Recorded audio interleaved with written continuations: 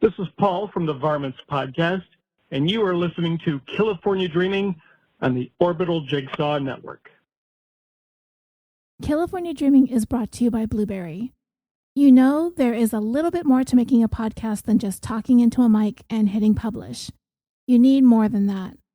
And I'm talking about a reliable hosting service so your time can be spent working on your show. You also want accurate download numbers, you want to see the audience that you're reaching, and you're going to want a webpage that is simple and easy to work with. That's why I choose BLUBRRY. With its simple media hosting and fully integrated WordPress website, it can't get any easier. So if you host a show or if you're thinking about starting one, visit www.orbitaljigsaw.com/dream to give BLUBRRY a try for a month for free. BLUBRRY's support team will be right there every step of the way to help you migrate over so you won't lose any of your subscribers in the process. And if you're brand new to this, they can get your new show up and running. And with a month for free to try it out using promo code DREAM, what have you got to lose? There are a number of ways that you can support California Dreaming. You can follow us on Facebook, Instagram, and Twitter. You can spread the word about the show. You can recommend us in podcast and true crime fan groups, and you can leave the show a rating and a review on iTunes or whichever platform you listen to us on. And if you would like to go a little above and beyond, you can also support the show on Patreon.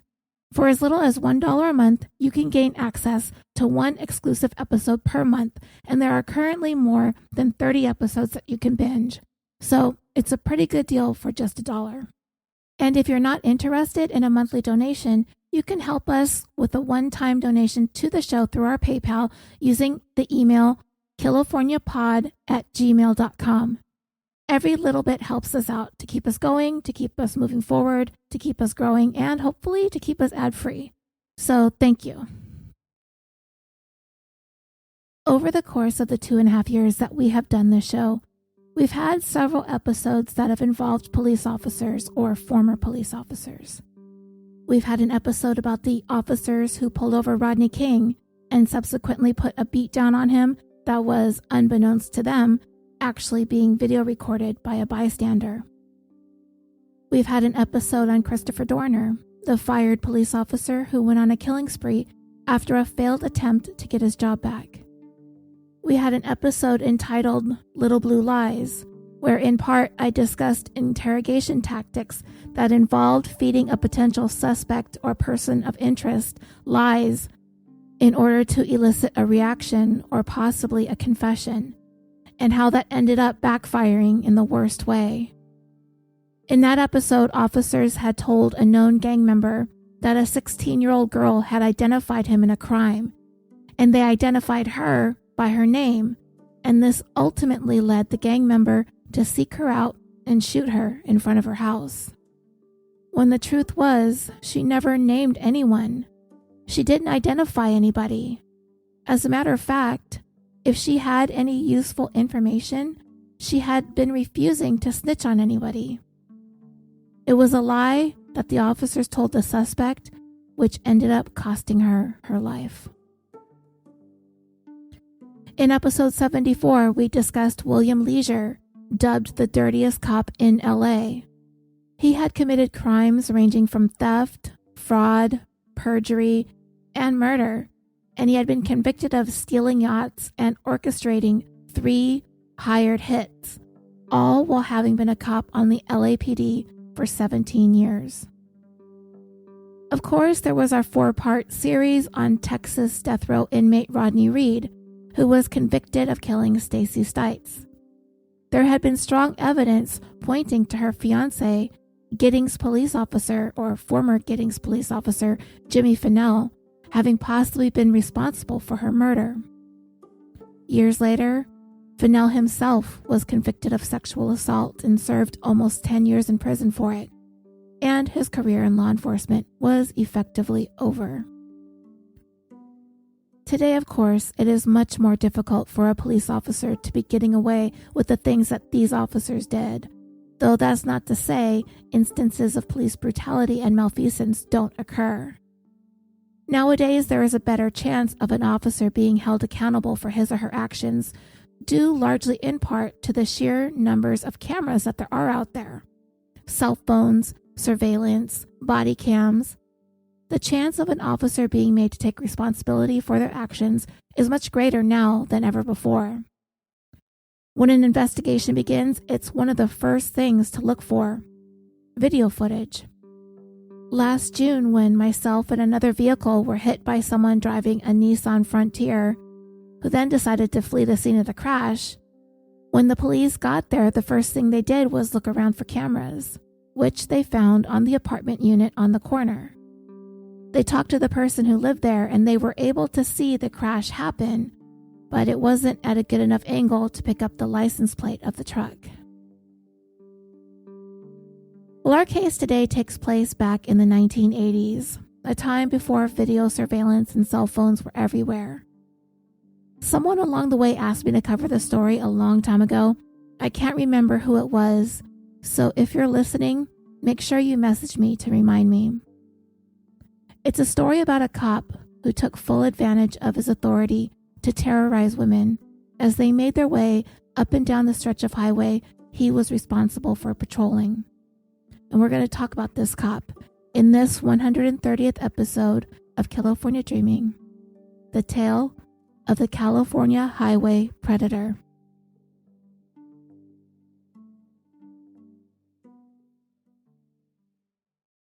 There is a stretch of freeway that cuts through San Diego, California, where you'll find a pair of bridges known as the Peña-Quitos Creek Arch Bridge. I hope I said that right. Peñas-Quitos. It is a reinforced concrete open spandrel arch bridge that was originally built more than 70 years ago in 1949. It features an arch span of 220 feet, or 67 meters, and is used today as a bike path and a service road. The new section of the bridge was completed 17 years later in 1966 and was utilized as the southbound lanes of the 395 freeway. In 1976, when the 15 freeway was being widened, the bridge was completely replaced by a concrete girder bridge. The two bridges are parallel to one another, with the new bridge situated higher than the original. In 1995, the bridge was officially renamed the Cara Knott Memorial Bridge. And adjacent to the bridge, there is a side road that was renamed Cara Way, as well as a nearby memorial garden. Some have said that they've experienced some sort of paranormal phenomenon near the location, such as sounds of a voice, as well as extreme hot and extreme cold spots. For those who believe, ghosts are said to haunt specific locations or people where they were associated with in life, who don't necessarily want to leave or be gone from those places or people for one reason or another. Like something in life was left incomplete, or their departure from their life on earth into the afterlife was abrupt or unexpected. I'm a part of the 82% of the population that does not generally believe in ghosts, but I'm not opposed to talking about the stories and the folklore behind those places that are purportedly haunted, especially if it's a component of a story that I want to share with you. Cara Evelyn Knott was born February 11, 1966, in the city of Ventura, California. By the time she was 20 years old in 1986, she was living at home still with her parents, Joyce and Sam, in El Cajon, a city located in San Diego County. She was a junior at San Diego State. She had a passion for the environment and for animals. She had a part-time job at the San Diego Zoo, and she hoped one day to become a teacher. She had a boyfriend.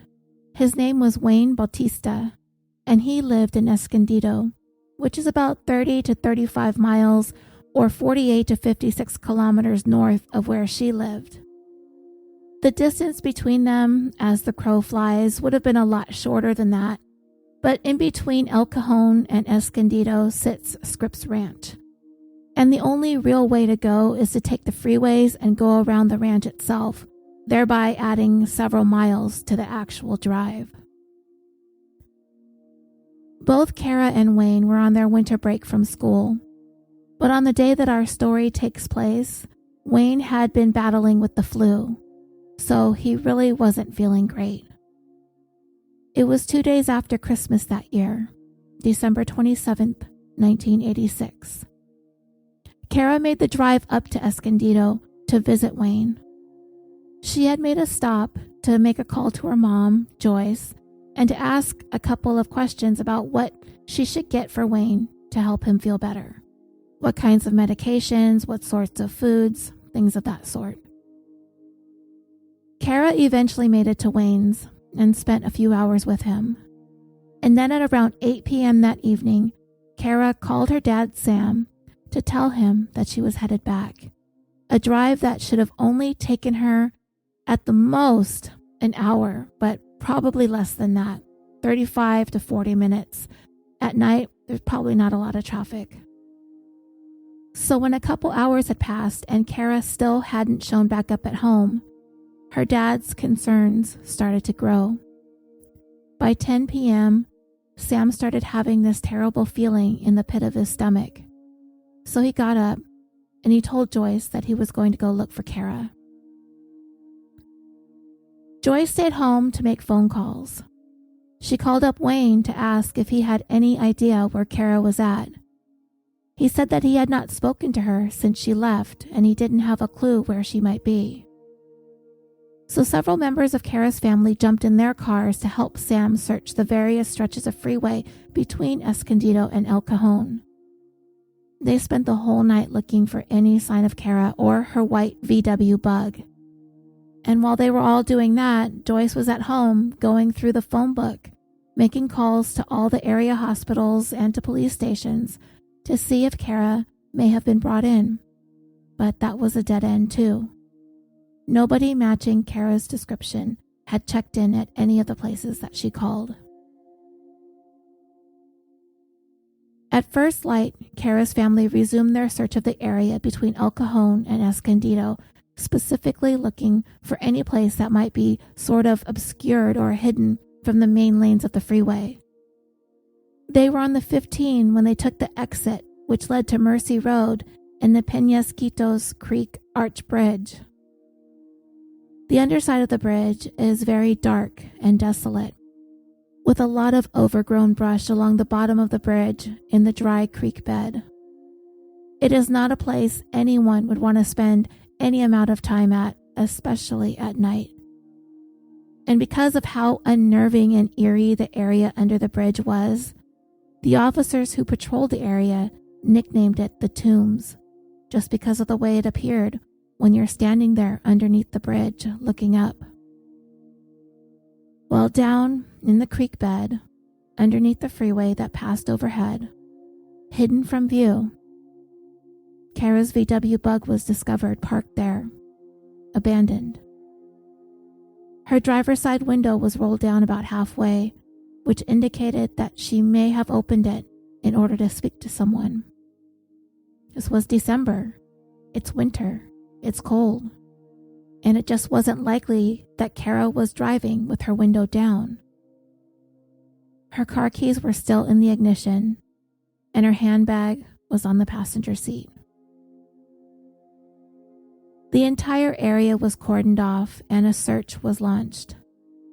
Eventually, one of the searchers peered over the edge of the creek bridge and saw what appeared to be the body of a woman laying on the ground some 70 feet or 21 meters down.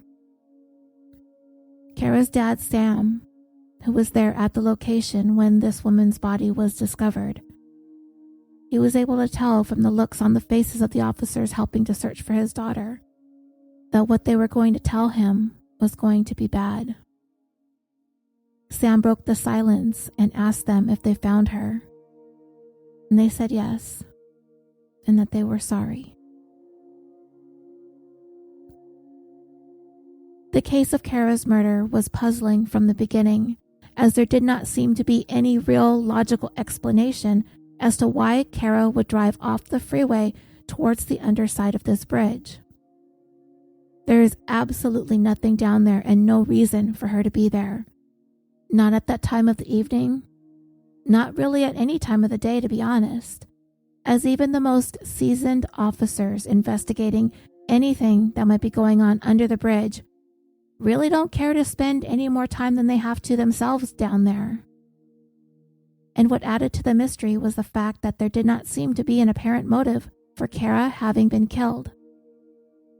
Her autopsy revealed that there was no sign that she had been sexually assaulted. Her purse was still in the vehicle, untouched, so robbery wasn't a motive. It was like someone caused Cara to pull over, and then she was attacked. She was strangled. This was determined to be her cause of death, as indicated by ligature marks that were around her neck. And when she was tossed over the side of the bridge, she was already deceased. She also had a very strange, dark bruise just above her right brow. And beyond that, the only other bit of evidence inside the vehicle was a receipt from a gas station about 15 miles or 24 kilometers away. When investigators spoke to those who were working at the gas station the night that Cara came in, they remembered seeing her and her car. She was alone, and all seemed well, and nothing unusual happened while she was there. She paid for her gas, she filled up, and drove off. Back on the bridge close to where Cara's body was found, 2 strange skid marks were noticed by crime scene investigators. They weren't quite sure what the skid marks meant, if anything at all, if they were related in some way to Cara's death, and just by looking at them, they really couldn't tell if they were braking skid marks or accelerating skid marks. But they made note of them, they took pictures, and took measurements just in case. It was clear that the skid marks were wide enough apart to not have been made by Cara's bug. Eventually, they would figure out what car made those skid marks. Everything at the scene pointed to Cara getting off the freeway exit ramp voluntarily. She had pulled over and she rolled down her window about halfway. This led investigators to believe that the only way that she would have done any of that is if the person who stopped to talk to her was somebody that Cara knew and trusted. And because of this, it caused Cara's boyfriend Wayne to come under police scrutiny. On top of that, he was the last known person other than the gas station attendants to have seen Cara alive. She had spent a good part of the day with him into the evening that night, and he had said that he was sick with the flu and she was helping to take care of him. She had called her parents to tell them that she was on her way home. She left his house, and he stayed home the rest of the evening, and that was the last time he ever saw her. Wayne's sister corroborated his alibi. In order to try and garner help from the public, the police asked a local news station to film a segment for Crime Stoppers that featured Cara's case. So they reenacted the events of that evening, including an actress pulling up into a gas station driving a VW Bug that was similar to Cara's. The idea was to try and jog somebody's memory, that perhaps someone saw something that they didn't know was actually related to this case but could prove to be very important. In addition to the segment for Crime Stoppers, a local San Diego newspaper reporter named Rory Devine wanted to put together a segment to be played on her news broadcast that would give viewers some tips for commuters when it comes to staying safe on the road. It was a real concern, but not just for women but for men too, driving alone, especially at night. To help her with the video, Rory enlisted the help of California Highway Patrol Officer Craig Peyer. The segment was called What to Do When Stranded on the Side of the Road. Obviously, it is kind of dated. This is the mid-'80s. Nobody really had a cell phone at the ready to call for help from the safety of their own vehicle. But back then, if you broke down on the road, the advice that Officer Peyer gave in a situation like that is to stay with your car, stay in your car, and lock your doors. If someone stops to help or offers to give you a ride to the nearest payphone or whatever, you're putting yourself in a very vulnerable position. You could be attacked or robbed or even worse. So the rule of thumb is to just stay inside your vehicle and turn on your hazard lights. You can keep a sign in your car and place it on the back of your window that indicates that you need help. I guess you used to be able to buy these kinds of signs, but you could even make one yourself.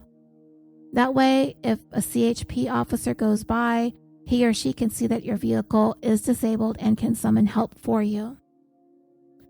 If someone you don't know offers to help, the best thing to do is to ask them to call the police or the highway patrol for you. Officer Peyer also said, even if you have to wait all night in your car for help, it's better to stay put as opposed to trying to walk to the nearest business or payphone to look for help, because you never know who you might cross paths with. Once these segments aired on the news and Crime Stoppers, the calls started pouring in by the hundreds. But the odd thing was, about 30 of those calls came from women who said that they had been pulled over by a California Highway Patrol officer and instructed to get off the freeway at Mercy Road and to pull over in the same location where Cara had been murdered. They reported that the officer would get into their car and sit on the passenger side and ask them questions. More often than not, the questions were not the typical questions an officer would ask a driver that he or she would pull over. Like, can I see your driver's license? Do you have insurance? Do you know why I pulled you over? Questions like that.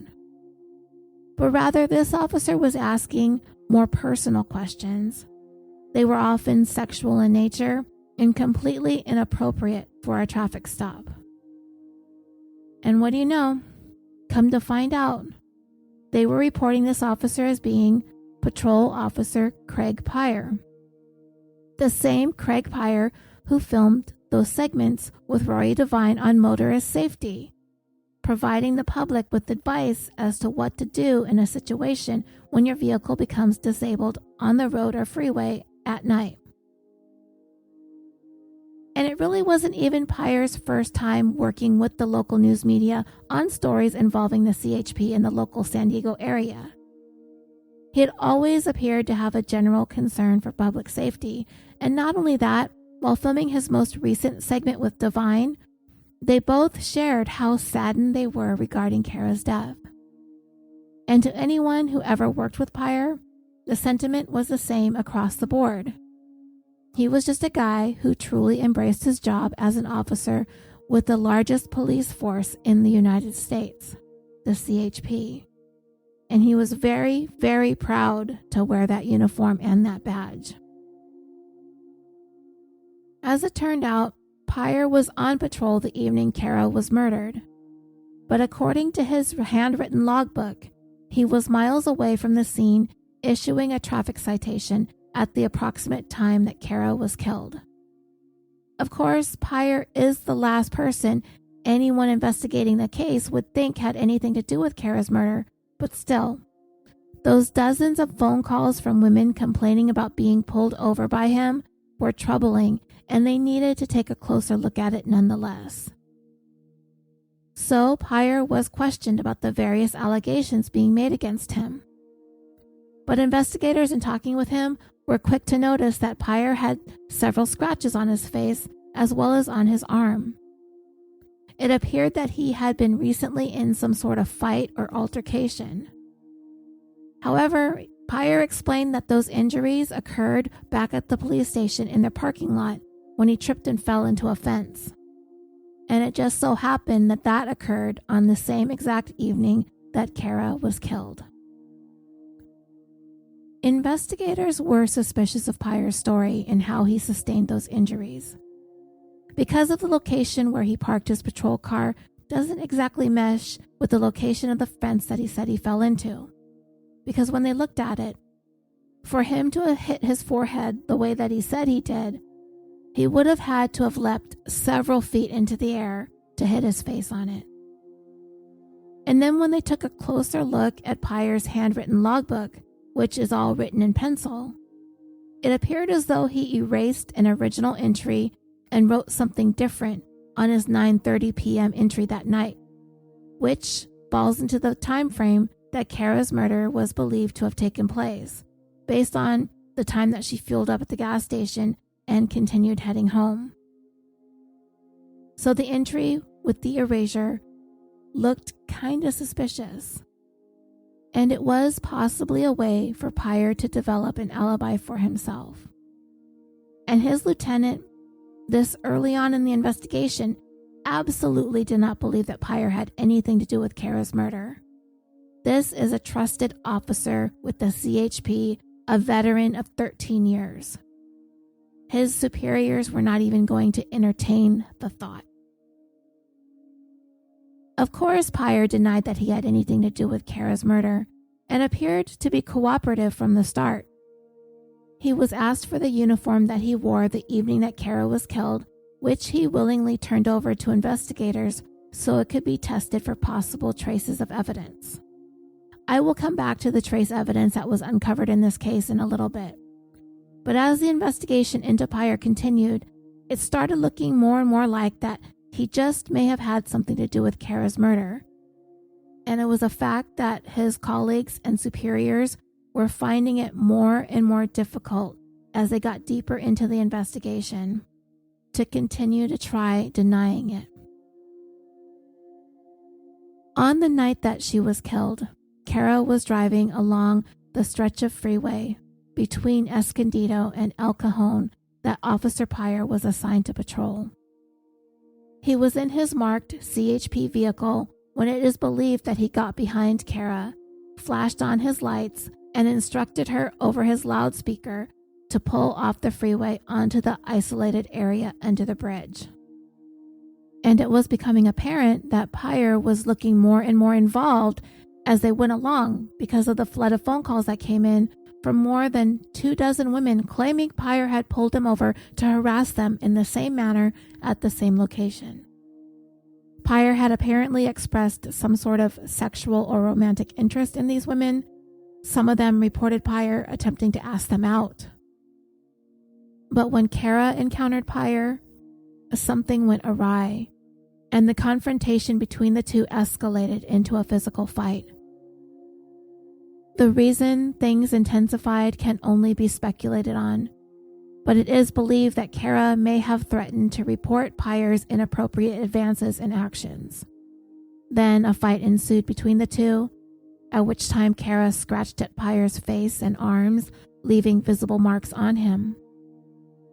Peyer was able to overpower Cara, and based on the shape of that bruise on her forehead, it is likely that he used his flashlight to bludgeon her, as when you lined up the bruise with the police-issued flashlights, it's a pretty close match. And then Peyer proceeded to strangle her with the length of rope that he had in his car. Once he was satisfied that she was dead, he took her body and tossed her over the side of the bridge, where she fell 70 feet or 21 meters into the dry creek bed below, which was overgrown with brush. It was 2 days later when Peyer participated in that driver's safety segment for the local news, and some did notice the scratches that he had on his face, though a connection had not yet been made between him and what happened to Cara. And he had tried to explain how he got those scratches, though his story really didn't make any sense to investigators. And what's more, it was reported by a witness at a gas station that within an hour or so of Cara's murder, Peyer had driven into the parking lot at an extremely high rate of speed with a very disheveled and tousled-looking Peyer behind the wheel. He had come in to get some gas. And one of those witnesses who saw him just so happened to be an off-duty San Diego police officer who would later report seeing the scratches on Peyer's face at least an hour prior to the time that he had claimed to have gotten them back at the station.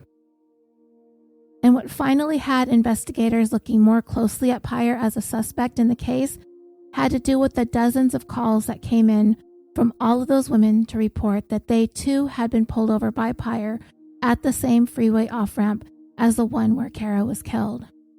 However, none of them indicated that Peyer acted violently towards them, nor did he display any type of hostility towards any of them.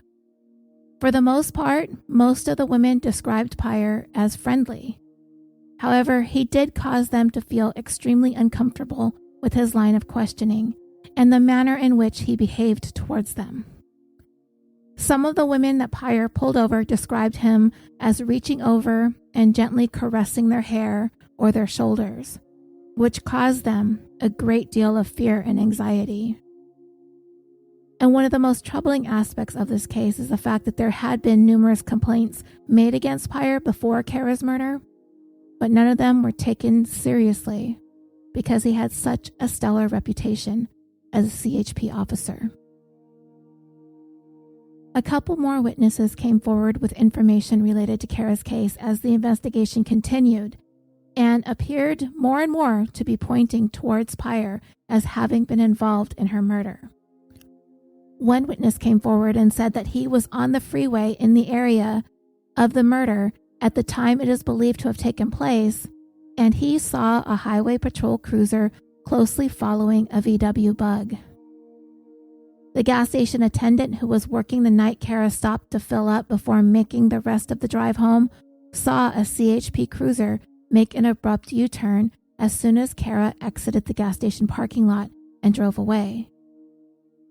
The evidence was slowly stacking up against Craig Peyer. Peyer was arrested on January 15, 1987, about 3 weeks after Cara's death, and he was charged with her murder. Bail was set for $1 million, which he made, and he would be free pending trial. For the next 6 months, Peyer would continue to collect his salary from the CHP, which amounted to $3,025 a month.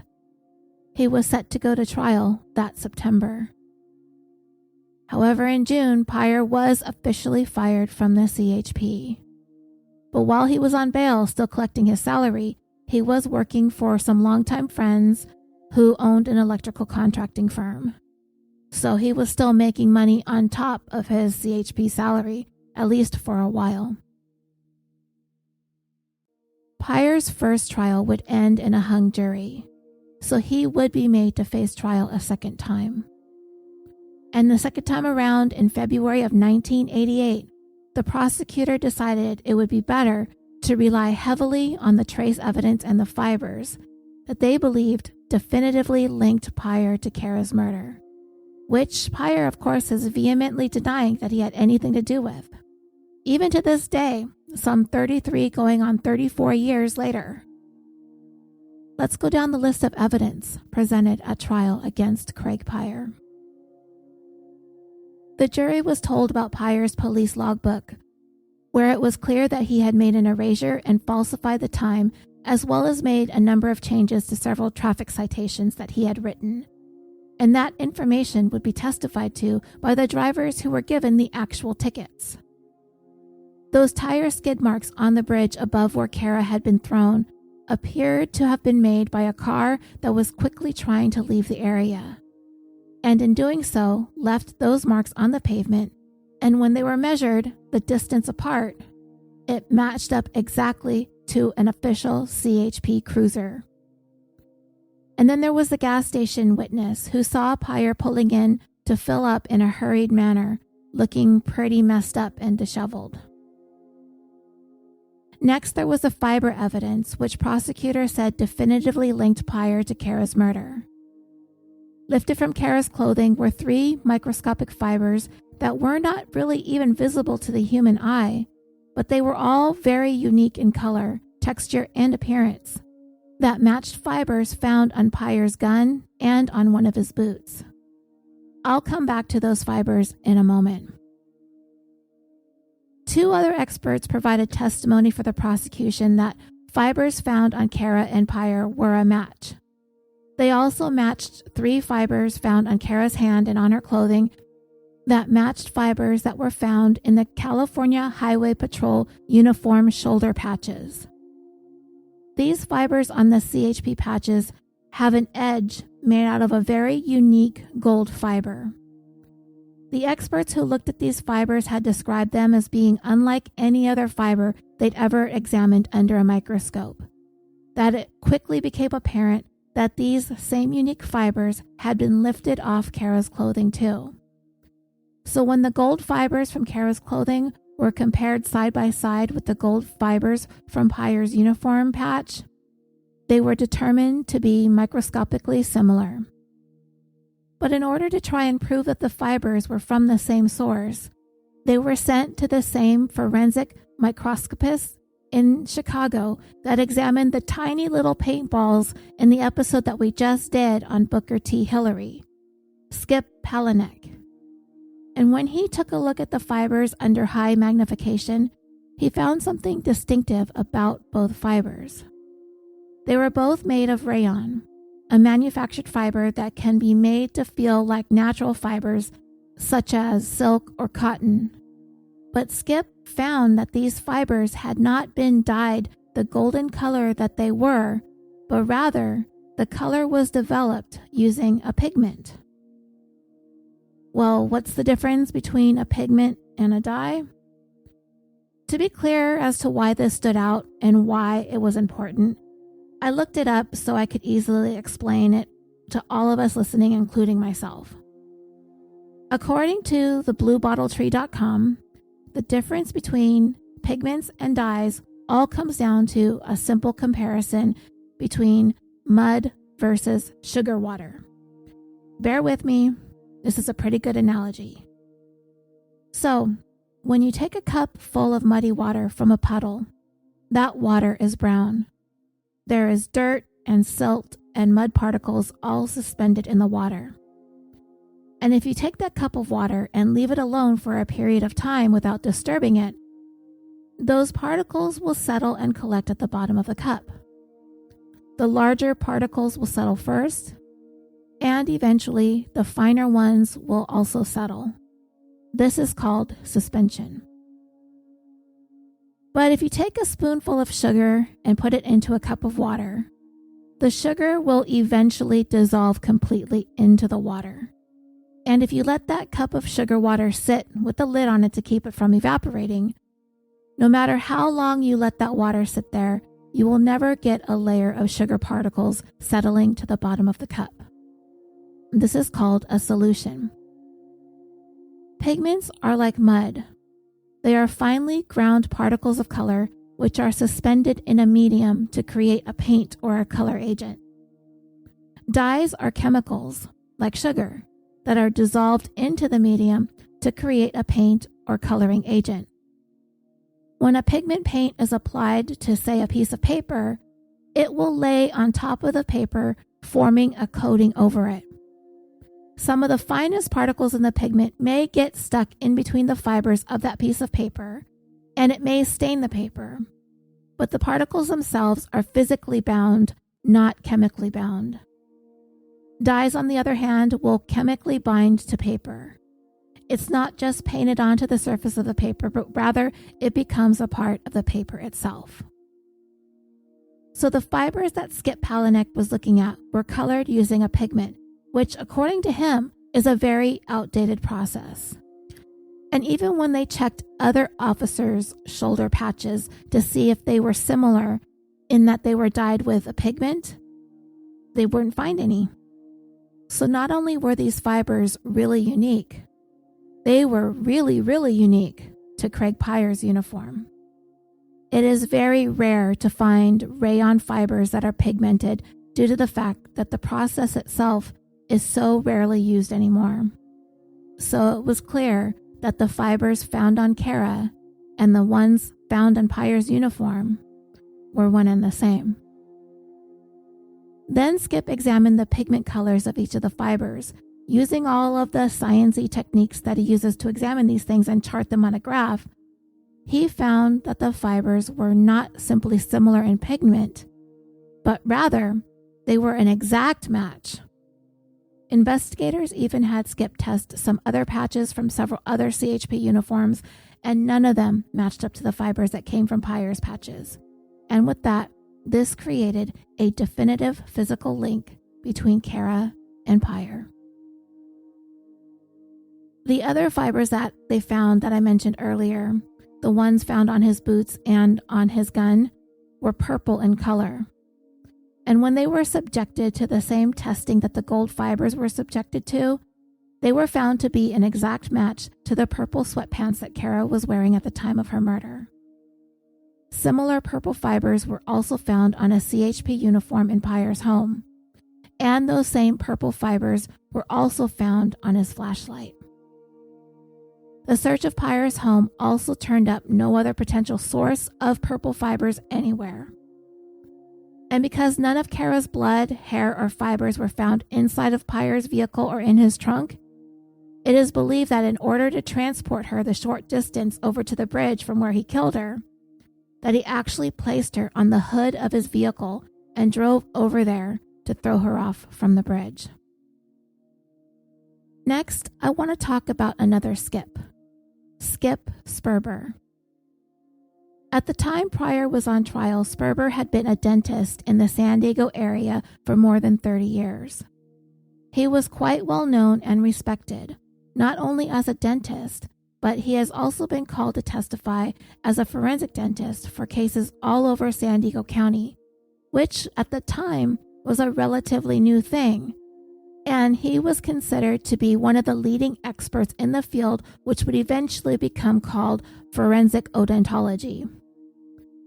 Considered to be a pioneer in his work in bite mark evidence, according to an article about him in the Los Angeles Times in September of 1988, of the 48 cases in which he testified on behalf of the prosecution, 46 of those cases were successfully prosecuted.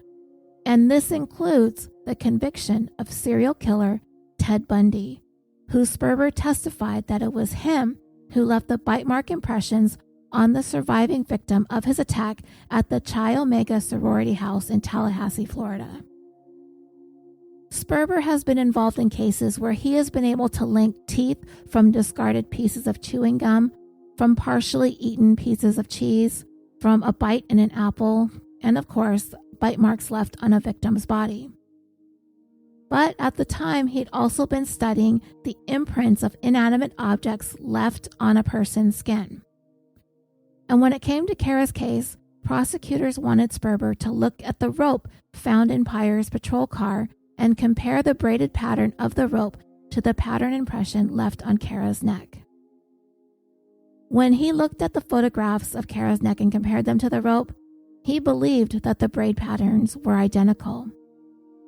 But at this time, nothing like this had ever been used before as evidence in court, as it was considered to be groundbreaking in the field of forensics.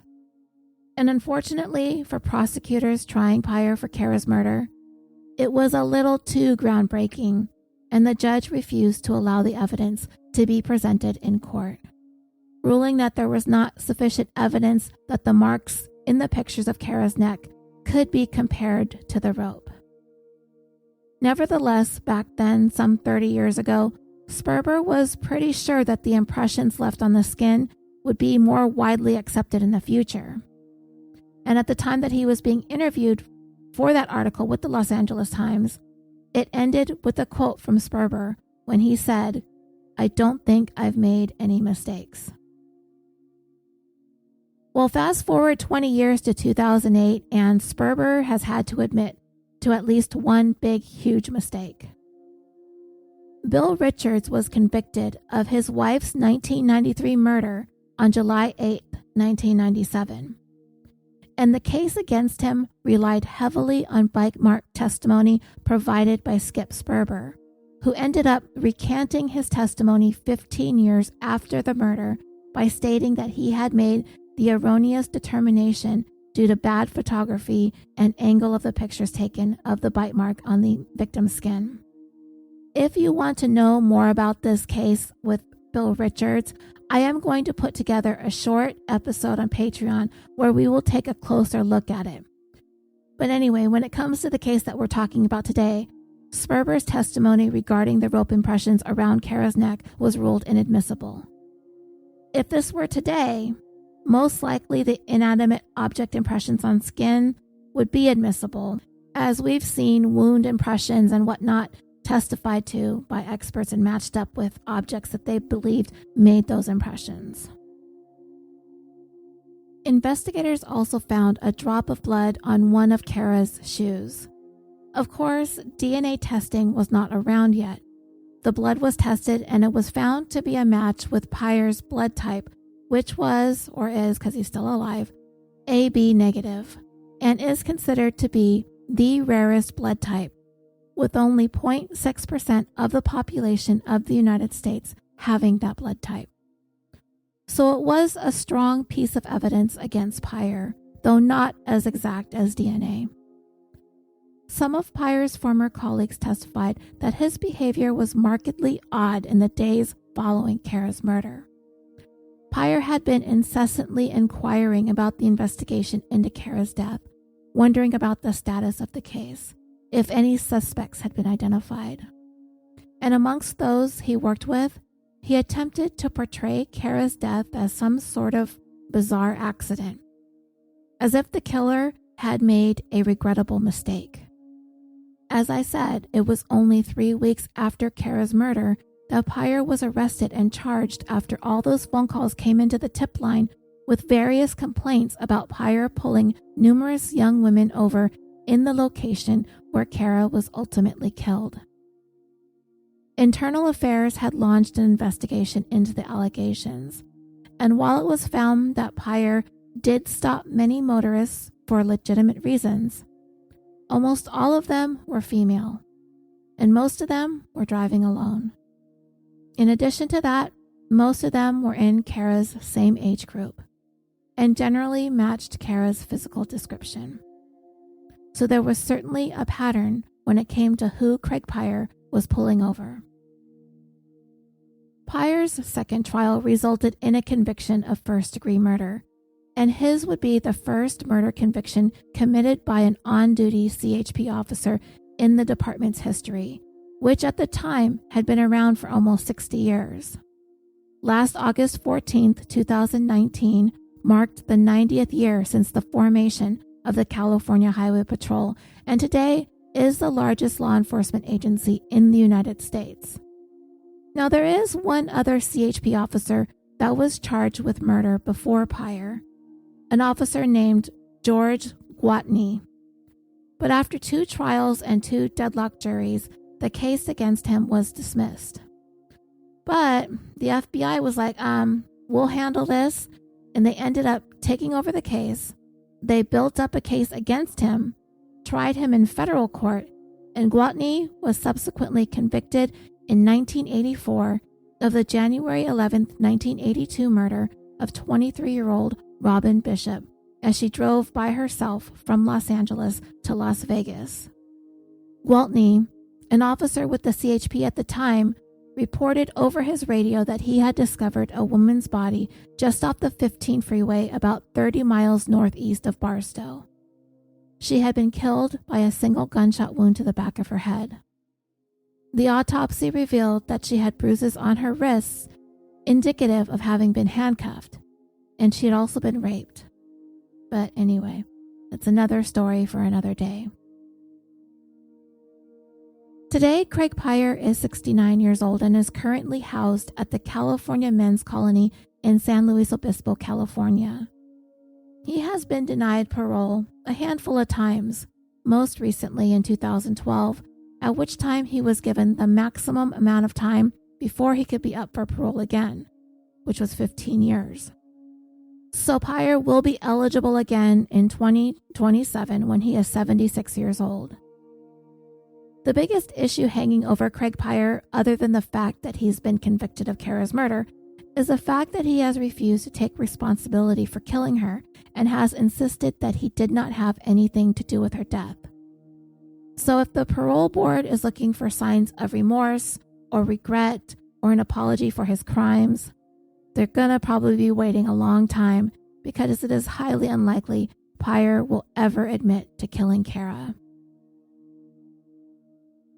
After years of professing his innocence, at least through his lawyers, Peyer was offered a chance to submit his DNA to a new program implemented in San Diego County that had been designed to utilize DNA samples for the possible exoneration of potentially wrongfully convicted people.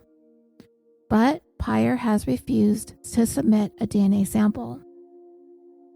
At one of his parole hearings in 2004, he was questioned as to why he did not want to submit his DNA, but he refused to provide an answer.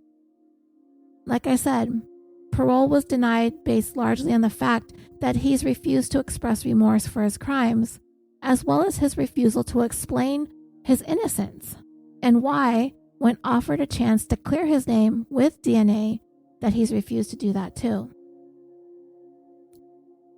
I read this really great article about Craig Peyer written for San Diego Magazine in February of 2007 by Lisa Petrillo, where she described Peyer as existing on an iceberg. Let me share some of the excerpts from her article with you. It starts off chronicling Cara's father's call to action, to fight for changes in the law books that would allow for women drivers who are being pulled over by police to choose where they want to stop, not just where the officer orders them to stop. The laws did not make it through the state legislature at the time. As a matter of fact, the legislature upped the penalties when it came to drivers who did not pull over immediately. As I mentioned earlier, these days, the things that Peyer was getting away with are virtually impossible today, with cameras everywhere, on dashboards, on body cams, and we as drivers have the right to take our phones and video record our interactions with police as well. So hopefully, what happened to Cara just isn't something a cop can get away with anymore. But still, the law is not on the books. And honestly, I don't even know why it has to be up to the women to figure out where the safe place to park has got to be. How about having men just stop attacking women? That might solve the problem, right? We're always putting the responsibility of staying safe and being safe on the woman, when the simple answer is to just stop hurting women. Period. It's not that difficult to do. You are supposed to pull over when and where you are ordered to. The only thing you can do, if you want to keep driving to a safer, more well-lit place, you can put your hazard lights on to indicate that you are acknowledging that the officer wants you to stop and continue on to a place where you feel comfortable stopping at. Some cops might get mad. They might take it as a deliberate act in disregarding a command to pull over. But you got to do what you got to do for what feels safest for you. I know it's not going to be the same experience for everyone, especially if you're a person of color and your interactions aren't going to be the same as mine. But again, today we have our phones and all of us can record what happens to us. Even though Cara's dad was unable to get the laws changed, he did change the mindsets of law enforcement officers and the agencies that they work for, as by the end of 1991, several police agencies had announced their intentions to adopt a more sensitive protocol when it came to the way they dealt with pulling women over at night. There was just something about Craig Peyer and his abuse of his authority that struck a chord with people, not only in the San Diego area, but all across the country. And the thought of Peyer ever being paroled sent a wave of fear through the community, more so than the average murderer, because he did this while he was carrying a badge, while he was sworn to protect and serve. It's a betrayal of the worst kind. It was a crime that shook Californians to their very core. Lisa Petrillo writes, in 1986, Peyer was a 13-year parole veteran, so amped by his power that he liked to brag. There are two people you don't piss off in this world, God and a highway patrolman, and not necessarily in that order. He was a hot pencil who kept CHP brass happy by writing more tickets than anybody else. Secretly, he was using his highly polished badge number 8611 to stalk young women for weird, sexually tinged power games. He ordered them to his quote-unquote favorite spot off the I-15 freeway and to chat them up about their love lives, often for hours at a time. He'd get into their cars and fondle their handbrakes. He'd take them on little deeper rides into the desolate dead end of Mercy Road. Of Peyer's 2007 parole hearing, Petrillo writes, "The former patrolman wore a strange half-smile during the hearing. He looked like Mr. Vanilla civil servant, the kind of guy the prison psychiatrist praises in his files as a low-level threat to society by dint of his positive attitude. The kind of outwardly passive mark who, those attending the hearing learned, got jumped last summer by a new con flexing muscle in the B-quad. The shrink, his public defender, and Peyer made much of his sterling record that he has compiled for himself, at the time after 15 years of incarceration. But the one woman on the board of prison terms was unmoved. Commissioner Donna Henderson ripped into Peyer for trying to con the board, stating, "For you to sit there and deny the crime, deny that you have anything to work on, I find incredible." She lambasted Peyer for ignoring repeated prison orders to enroll in a mental health program for anger management and therapy. Peyer sat there and proudly told the board that he had signed up for a self-help course called Men Are From Mars, Women Are From Venus. But Henderson wasn't having it, and she continued to denounce him. And Peyer just sat there, expressionless and aloof. But it was clear he was digging his fingernails into his palm, nearly opening up a wound in his hand. And it was probably because he was sitting there getting trashed by a woman. Petrillo continued, "For 17 years, Peyer has lived on his own private iceberg, maintaining his innocence and his silence, not testifying at either trial or explaining publicly what made him betray the badge and the public trust. This parole hearing was the first time he had been forced to directly answer questions about his actions and face the Knott family.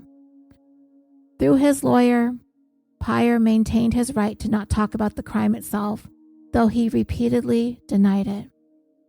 And he carefully avoided looking at Cara's family."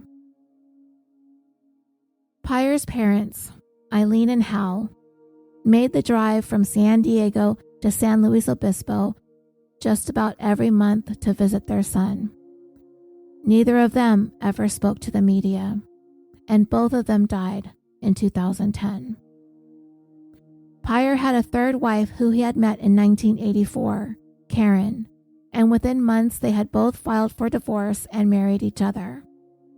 A year and a half later, they had a baby, and in short order, Peyer was arrested for Cara's murder. Karen visited him regularly, for years, living only about 40 miles from the prison. In 2003, she wrote to the parole board asking for Peyer to be released on parole and stated that he could come live with her. But 2 months before this parole hearing, Karen had filed for divorce, so why she was offering to let him live with her never really made any sense. And like Peyer's parents, she too never spoke to the media. Peyer's appeals covered a variety of allegations, including prosecutorial misconduct, as well as junk evidence in the terms of fiber and blood that linked him to Cara's body, though all of his appeals have been denied. And as I said, he had the chance to put his money where his mouth is and give up a sample of his DNA to be tested against the evidence in Cara's case, specifically that drop of blood that was found on her shoe, to use advances in technology to prove what he was saying, that he is not the one that did this crime. The district attorney asked him for a DNA sample. He was like, "Let's do this. You say you're innocent. If you are, then we want to know." But he turned down the offer and never explained his reasoning. You know, and I know, that it probably would not exclude him as the killer if he got that spot of blood tested. There is no other reason in the world that I can think of. As a person who has professed his innocence now for more than 33 years, is unwilling to provide his DNA for testing, except that he is probably certain that it's going to come up as a match to the DNA evidence in Cara's case. Cara's dad, he had searched that night when she went missing until the sun rose. He drove up and down the freeways looking for any sign of his daughter. The police refused to take a report. She needed to be missing for 48 hours, which, by the way, is one of the first bits of legislation Sam Knott had a hand in changing. It would eventually be Cara's sister and her husband that found the abandoned VW, at which point they made their way to the nearest payphone to call police again, who finally started to take Cara's case seriously.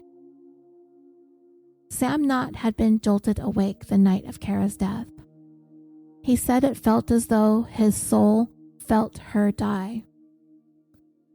Then, nearly 14 years later, in November of 2000, as Sam was attending to Cara's memorial garden, located not too far away from where Peyer had tossed his daughter off that bridge, Sam Knott suffered a massive heart attack and died, just yards away from where his daughter's body came to rest all those years earlier. He was only 63 years old, and his death undoubtedly was hastened by his daughters. Evidence had been presented at trial to show that in the 6 months leading up to Cara's murder, Craig Peyer had stopped more than 24 women on the freeway. He ordered them down the Mercy Road off-ramp, even if it meant they needed to back up along the freeway against traffic, backtrack to the exit in order to do so, and then proceeded to engage in long conversations, sometimes lasting 30 minutes to an hour, possibly even more. And these conversations were personal, private matters. In contrast, when Peyer pulled men over, the stops took place on the freeway and typically lasted less than 10 minutes. In the month before Cara's murder, 2 people called the CHP to report Craig Peyer's conduct while making nighttime traffic stops at the bottom of Mercy Road. On November 26, 1986, just a month before Cara's death, Perry Kurtz spoke to CHP Operations Officer Daniel Mark about an incident which occurred 2 days earlier. Kurtz reported that while her 23-year-old daughter was driving southbound on Interstate 15, an officer that was later identified as Craig Peyer turned on his red light and directed her to exit the freeway at the Mercy Road off-ramp. Kurtz said that she objected to the fact that the officer took a young woman such as her daughter off the freeway and into a dark, isolated area. Kurtz said that the officer seemed concerned about a problem with her daughter's headlights because it could cause a problem in the summertime when trucks lose their treads. She continued by saying, "Now that's strange because here it's November and he's concerned about summertime." She further explained that the officer asked her daughter to get out of the car to look at her headlights and then told her to turn them off. There again, it made it even darker having the lights turned out. That didn't seem like normal procedure to her, and she was checking to see if this was standard operating procedure. Kurtz was told that officers had the discretion to require persons to exit the freeway because of the danger from other vehicles.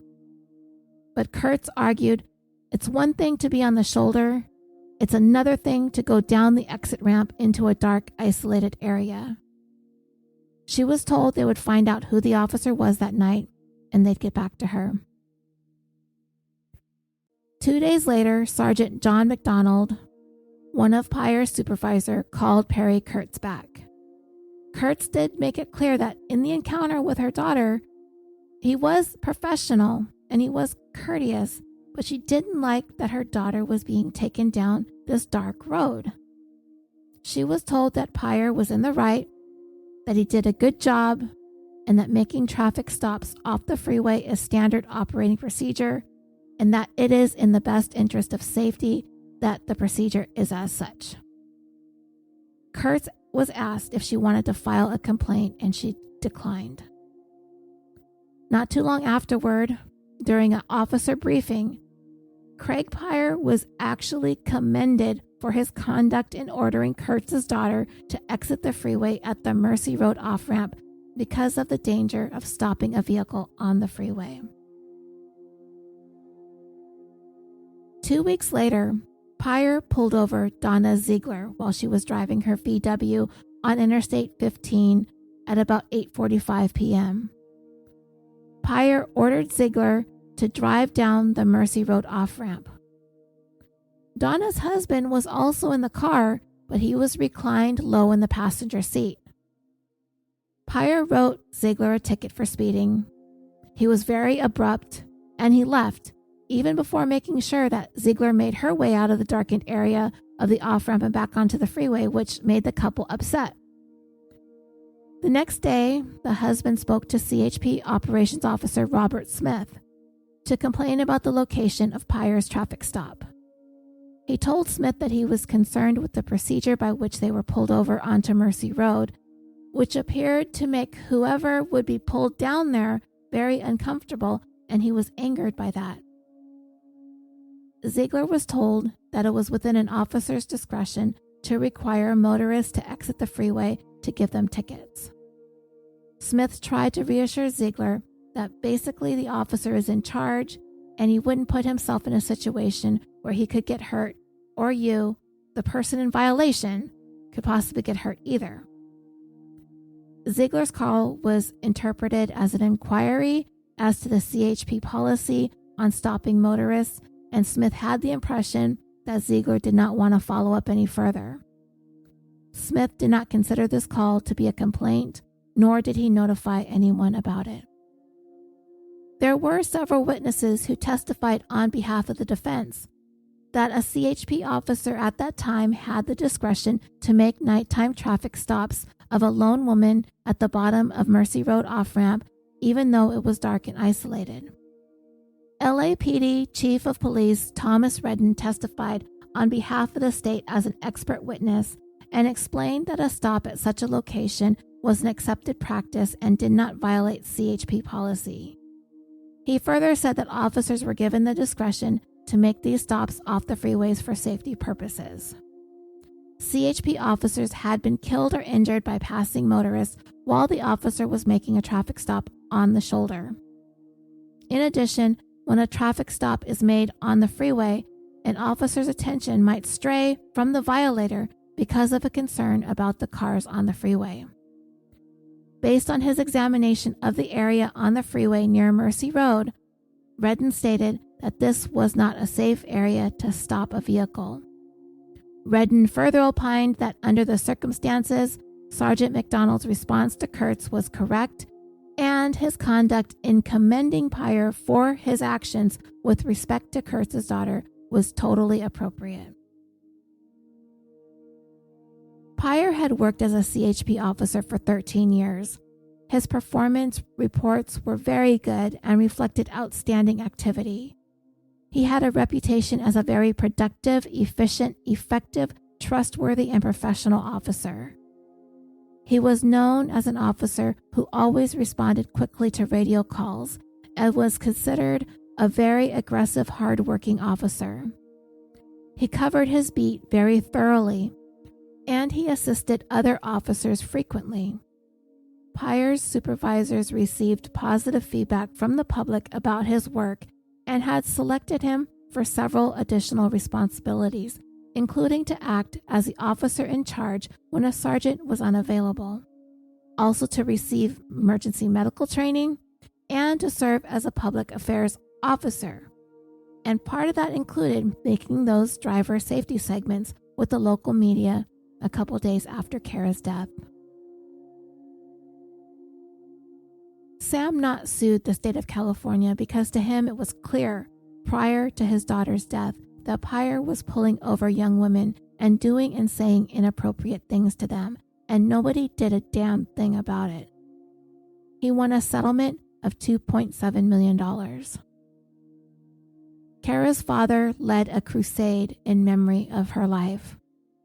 He desperately wanted to change the way the laws were written to better protect the community, victims, and survivors from predators like Craig Peyer. Ultimately, Sam may not have been able to change all the laws that he wanted, but he did change the way law enforcement agencies dealt with nighttime traffic stops involving lone female drivers. And that's all he ever wanted, was to make this world a safer place for young women like Cara. That was going to be her legacy, and it was going to be his.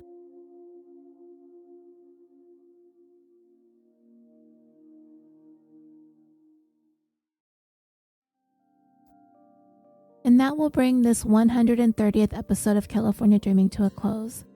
Please come on over to our Facebook discussion group if you haven't done so yet, and request to join. It is there that we discuss the cases that we cover.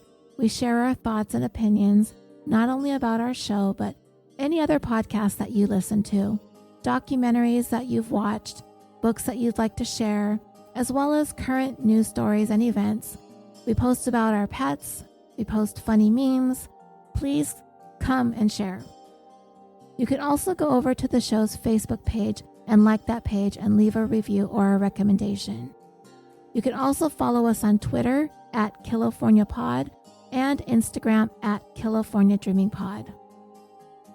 And this week, I would like to wish a very happy birthday to Alfie the Wonder Dog on Instagram, Felicia S., and Alice C., who are celebrating their birthdays on January 28th, and Olivia on the 31st. California Dreaming is brought to you by the Orbital Jigsaw Network, a podcast production company on a mission to create some of the best podcasts to listen to. And we have an amazing roster of shows with content including true crime, history, sports entertainment, gaming, and social media. So visit our website at www.orbitaljigsaw.com, and that's where you'll find the links to all of our shows, as well as a link to our merchandise store.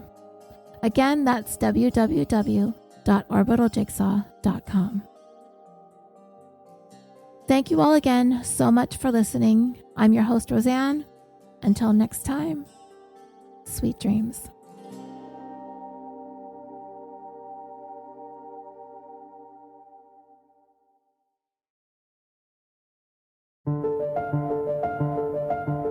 I'm John Lorden. I'm Mike Morford.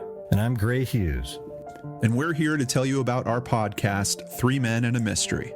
3 Men and a Mystery is a long-form investigative and interactive true crime podcast featuring 3 social media true crime veterans. We take a deep dive into one case per season, focusing in on every detail to give you a complete picture. We work hard to bring you in-depth interviews with people related to the case and some of the best true crime experts in the country. We not only raise exposure to the cases we cover to help elicit tips, but also to honor the memory of the victims and recognize the struggles of their families. If you want to see certain evidence rather than just hear about it and join in on an active community discussion, head over to our YouTube channel, 3 Men and a Mystery. Season 1 features the case of 2 teenagers tragically killed on their way home. After almost 20 years, charges have been filed, and we will keep you updated on new developments. Season 2 features the story of a woman who died on her wedding day. Body cams, detective interviews, and family interviews will help us try to determine if she ended her own life or if it was a staged homicide. We currently have a 4.6 out of 5-star rating on Apple Podcasts and have been featured in Vulture magazine. Some cases are just too big for one person to cover, so check out 3 Men and a Mystery. Visit us online at www.3menandamystery.com, that's with the number 3, or find us on Twitter, Facebook, and YouTube. But most importantly, help us help others. Subscribe wherever you listen to your favorite podcast so you don't miss a single episode, and become part of the 3 Men and a Mystery community today.